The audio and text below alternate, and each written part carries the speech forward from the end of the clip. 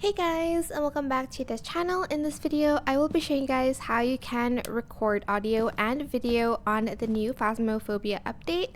So to record audio, you will need this sound recording device here.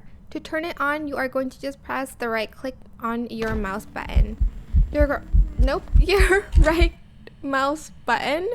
And then you're just going to press on it, like you're going to hold it to record. If there's no noise and you accidentally press record, don't worry, it's not going to record anything. It's not going to go in your audio folder. So just do that. And then as you can see here in the journal, there will be this audio file that you can replay back here. And then to record video, it's pretty much the same thing. You're just going to take the video camera, and when you see something, just hold the right click mouse button.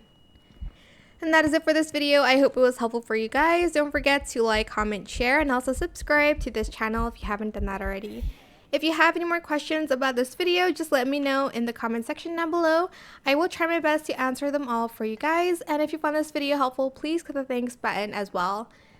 And you can comment down your thoughts on this new Phasmophobia update, like in the comment section down below too. Thank you so much for watching. Bye!